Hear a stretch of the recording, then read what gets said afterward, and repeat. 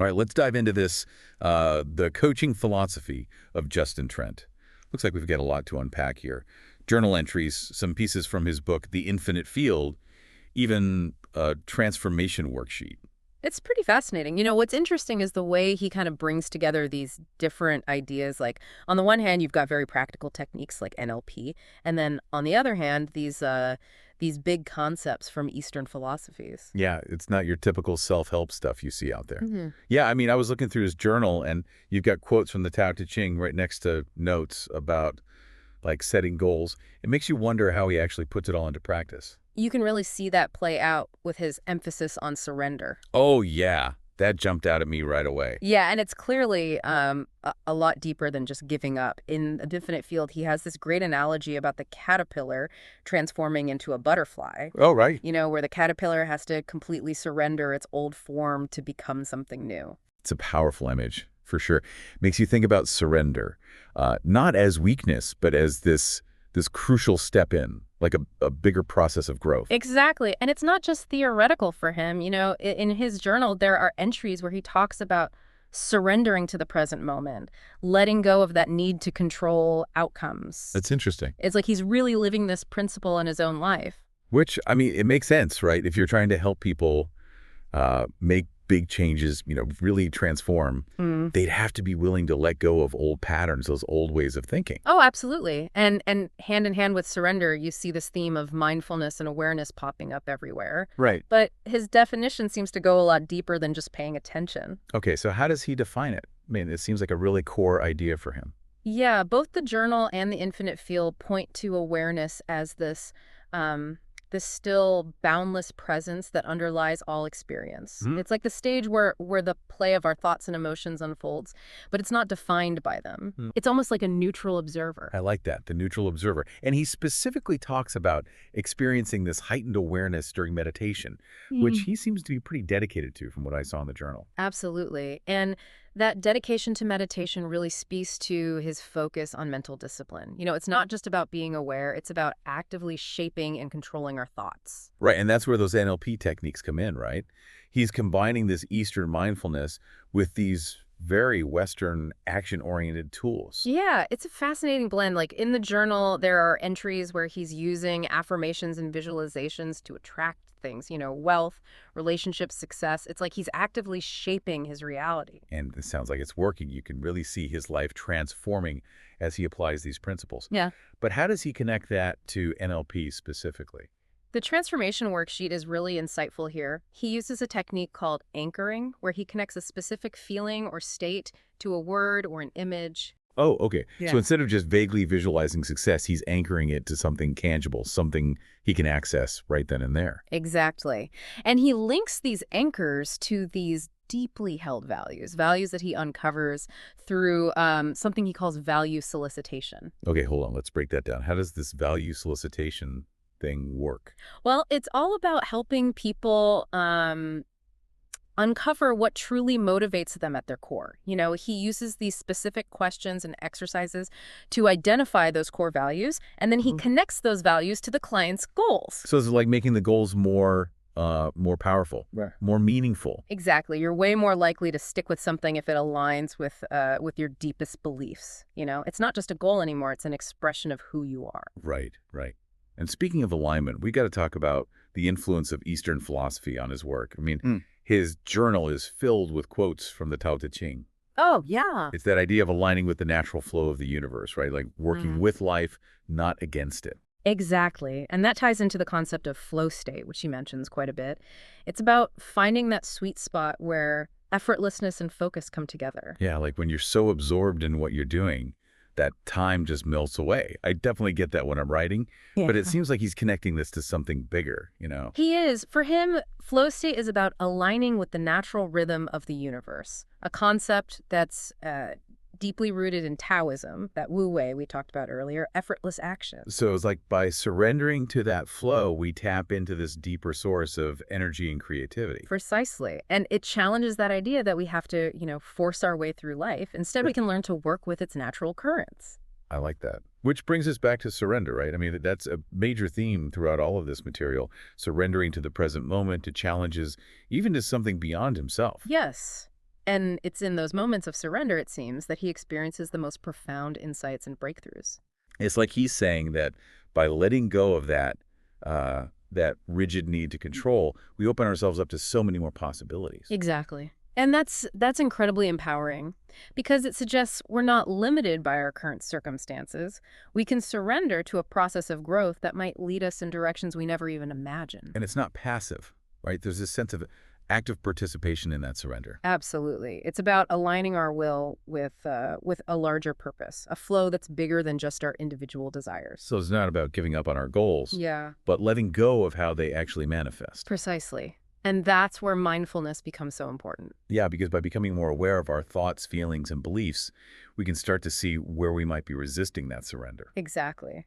Mindfulness helps us to observe those patterns, to see where we're clinging to control or where we're afraid to let go. And then we can consciously choose a different path. It's about shifting the perspective to see the positive, even in those difficult situations. So it's not about denying the negative. It's about finding the opportunity for growth within it.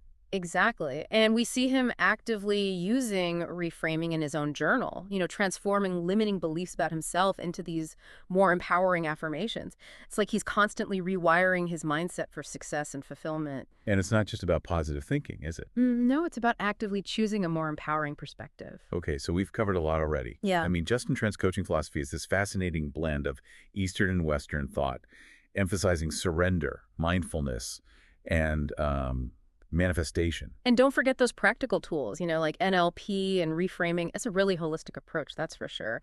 Focused on creating both inner transformation and tangible results. Absolutely. So with all of this in mind, I'm curious to know, what stands out to you, the listener? What resonates with you the most from everything we've discussed so far? For me, what really stands out is how Trent's journal shows just how committed he is to these principles. It's not just theory for him. He's actually living this philosophy, day in and day out. Like, take the whole idea of flow state, for example. He mentions that a lot. Oh, yeah. That definitely comes up a lot in the journal and in the infinite field. It even connects back to those Taoist ideas he's drawn to. Exactly. And it's more than just, being productive, right? It's that feeling of being completely absorbed in what you're doing, where effort and focus just kind of merge. Oh, I know exactly what you mean. Those times when you're so in the zone that time just seems to disappear. I get that when I'm writing. But Trent seems to connect it to something bigger, something deeper. He does. For him, flow state is about aligning with the natural rhythm of the universe, which is a concept that's deeply rooted in Taoism. It's that wu wei we talked about, effortless action. So it's like by surrendering to that flow, we can tap into this deeper source of energy and creativity. Precisely. And it really challenges that idea that we have to, force our way through life. Instead, we can learn to work with its natural currents. I like that a lot. Yeah. Which brings us right back to surrender. I mean, that's a major theme in all of this material. He surrenders to the present moment, to challenges, even to, something beyond himself. And those moments of surrender, it seems like that's where he experiences the most profound insights, those breakthroughs. It's like he's saying that by letting go of that need to control everything, we open ourselves up to a much wider range of possibilities. Exactly. And that's incredibly empowering, don't you think? Because it suggests we're not limited by our current circumstances. We can surrender to a process of growth that might lead us in directions we never could have imagined. And it's not passive, is it? There's this sense of active participation in that surrender. Absolutely. It's about aligning our will with a larger purpose, a flow that's much bigger than just our own, individual desires. So it's not about giving up on our goals. It's more about letting go of how they actually manifest. Exactly. Which is, where mindfulness becomes so important. Right. Because by becoming more aware of our thoughts, our feelings and beliefs, we can start to see where we might be resisting that surrender. Exactly. Mindfulness helps us to observe those patterns, see where we're clinging to control or where we're afraid to let go. And then we can consciously choose a different path. Now, another thing that really jumped out at me from reading his journal was Trent's deep respect for the power of language. Oh, yeah. He talks a lot about the importance of choosing our words carefully, like using affirmations, even being mindful of the language we use to describe our own experiences. Right. And that comes from his understanding of NLP, which, emphasizes how much language shapes our thoughts, our feelings, ultimately our reality. It's like he's saying that the words we use actually create our world. He does. He sees language as a tool for transformation, a way to shift our beliefs and even our perception of the world. And he's not just talking about, like, positive self-talk here, right? Yeah, no. It's about being deeply aware of the language we use both internally and externally. It's about being aware of the stories we tell ourselves and the labels we use. Because those stories and labels, they shape our reality, don't they? If we're always telling ourselves, I'm not good enough, we're basically setting ourselves up for failure. Right. But by becoming more conscious of those patterns and choosing to use language in a more empowering way, well, we can actually rewrite the narrative of our lives. Okay, so give me an example. Like, how would he use this with a client? Well, let's say someone comes in and says, I'm a total failure. He might help them reframe that belief by asking questions like, what have you learned from your experiences? Or what strengths have you developed as a result of those challenges? You know, it's about shifting the perspective to see the positive, even in those difficult situations. So it's not about denying the negative. It's about finding the opportunity for growth within it. Exactly. And you can see him doing this in his own journal, transforming limiting beliefs about himself into these more empowering affirmations. It's like he's constantly rewiring his mindset for success and fulfillment. And it's not just about positive thinking. It's more about actively choosing a more empowering perspective. Right.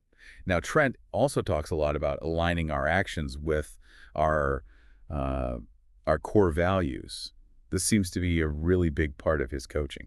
It is. It's like he sees true success as the natural outcome of living in alignment with our deepest truths.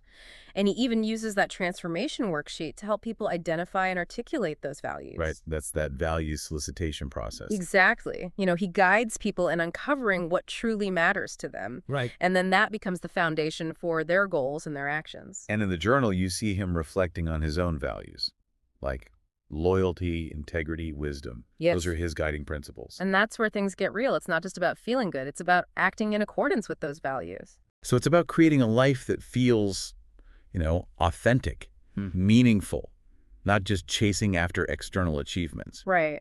It's about connecting to a deeper sense of purpose. Which is a powerful idea, for sure, because it suggests that true success isn't just about what we achieve, it's about who we become in the process. And that journey of self-discovery, that seems to be what he's really emphasizing. Yeah. It's like he's guiding his clients on this exploration, helping them uncover those unique gifts, their passions, and purpose. And that takes courage, facing those fears, those limiting beliefs, those parts of ourselves we might be hiding from. But it can also be incredibly liberating. Because it allows us to step into our full potential and create a life that feels aligned with who we're meant to be.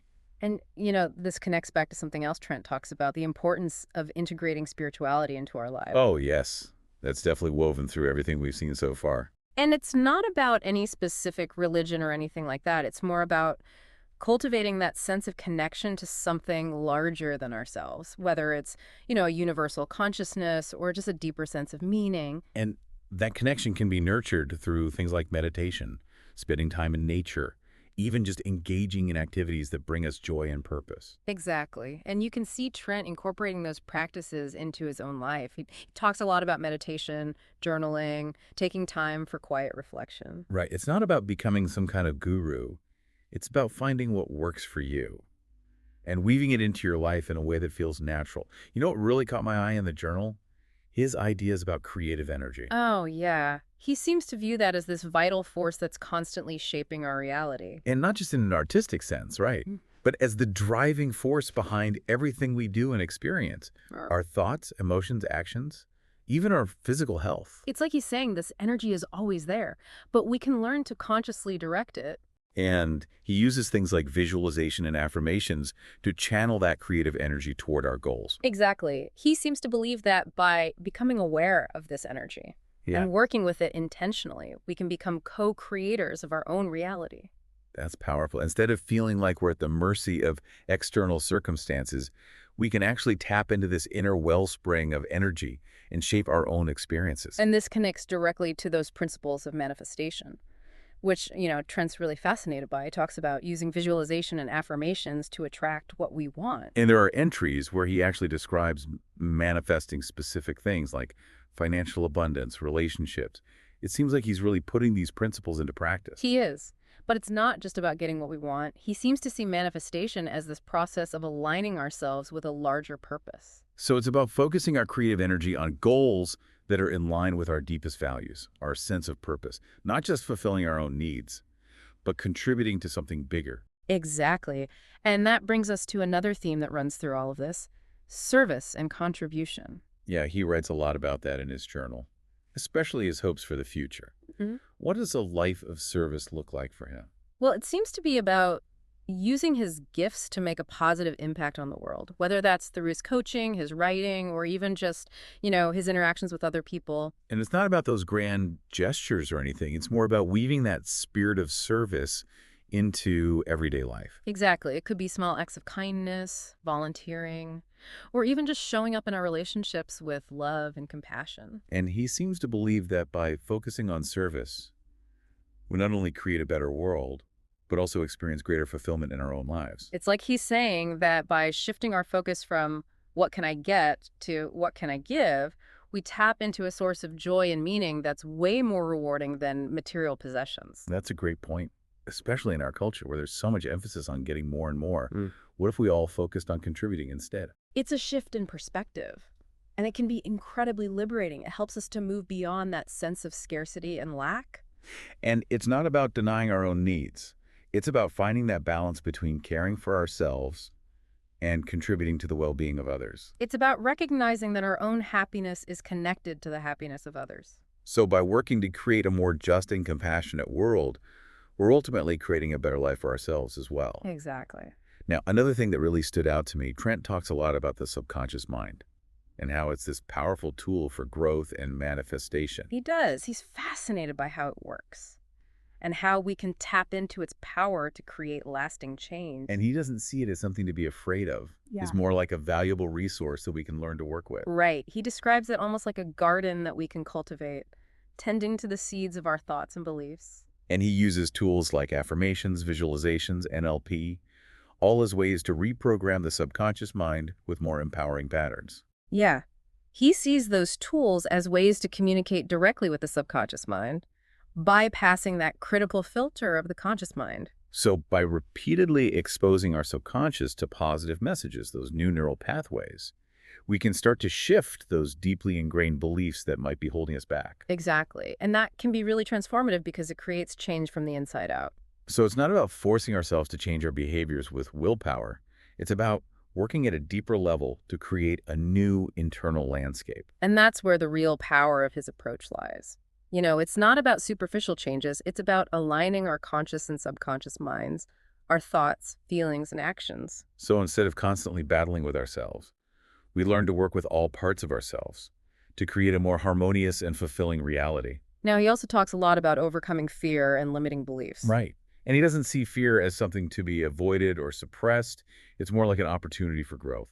He describes fear as this signal that we're stretching ourselves, moving beyond our comfort zone. So instead of seeing it as a stop sign, we can see it as a signpost, pointing us in the direction we need to go to grow. Exactly.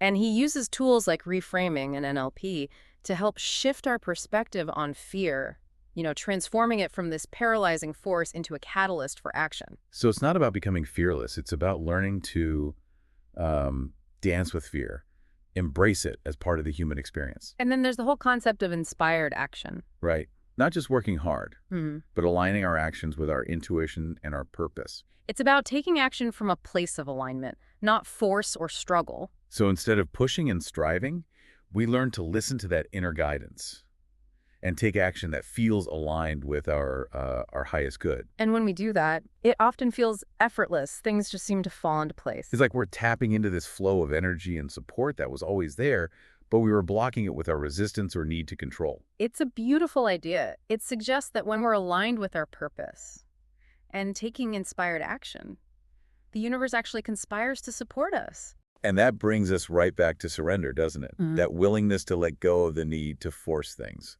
and trust that the process will unfold as it's meant to. Absolutely. It's a reminder that we're not alone in this journey. We're part of a much larger web of connection and support.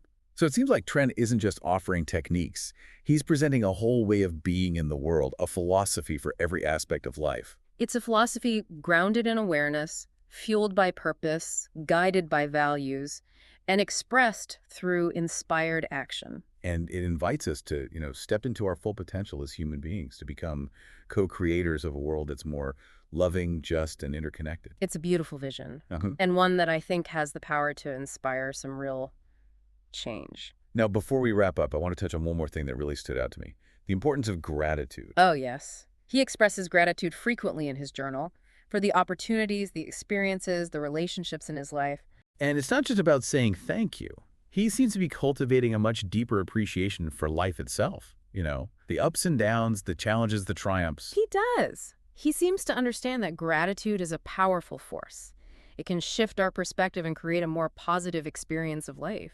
And there's actually research that supports that. Studies show that practicing gratitude can rewire our brains to focus on the positive, which can lead to greater happiness and well-being. It makes sense, doesn't it? When we focus on what we're grateful for, it's hard to dwell on what's wrong. It shifts our focus from scarcity to abundance. Yeah. From lack to appreciation. And that shift in perspective can be so powerful. We start to see the good, even when things are tough. It's like that saying, gratitude turns what we have into enough. That's beautiful. And Trent also talks about gratitude as a key ingredient in manifestation. Oh, really? How so? Well, he believes that when we cultivate gratitude for what we already have, we send a signal to the universe that we're open to receiving more. So we're raising our vibration and aligning ourselves with the frequency of abundance. Yeah. Exactly. And that alignment can make us more magnetic to the things we desire. It's like the saying, what you focus on expands. And by focusing on gratitude, we expand our capacity for joy, love, and abundance. It's true. We often forget to appreciate the present moment, to appreciate the gifts we already have. But Trent seems to have found a way to break free from that cycle and cultivate a deep sense of gratitude. And it's a gift that he seems to want to share through his coaching and through his own example. If you're listening, I encourage you to take a moment right now and reflect on what you're grateful for. It doesn't have to be anything big, just the simple things. A warm cup of coffee, a sunny day, a kind word from someone. Just notice how that feeling of gratitude shifts your perspective. It opens your heart and connects you to a sense of peace. Because when we cultivate gratitude, we're not just acknowledging the good, we're actively creating a more positive and fulfilling reality. And that's a practice that benefits every aspect of our lives, our relationships, our careers, our overall well-being. So let's commit to cultivating gratitude, not just today, but every day. Let's make it a practice, a lens through which we view the world. Because when we live with gratitude, we open ourselves to a world of possibilities, abundance, and joy. It's a world worth creating. And to that point, one thing that really strikes me about all of this, Trent's philosophy isn't just about, external success. It's about profound inner transformation. Absolutely. He believes that real success comes from a deep understanding of ourselves and aligning our actions with our core values. It's not just about hitting goals. It's about becoming a certain kind of person. Yeah. It's like he's saying success isn't a destination. It's a state of being. Exactly. And that state of being is cultivated through the practices we've been talking about. Mindfulness, surrender, aligning with the Tao, reprogramming the subconscious mind. It's a truly holistic approach. And it seems to be working for him. I mean, reading through his journal, there's a real sense of momentum. Like his life is transforming in a positive direction. Yes. And he's not presenting himself as some, guru who has it all figured out. He's open about his struggles, his doubts, his commitment to continuous growth. Which makes him so much more relatable. It shows that this is a path we can all walk, even if we stumble along the way. Absolutely. Perhaps the most encouraging takeaway is that his philosophy isn't just a set of tools. It's a journey of self-discovery that anyone can undertake, if they're willing to do the work.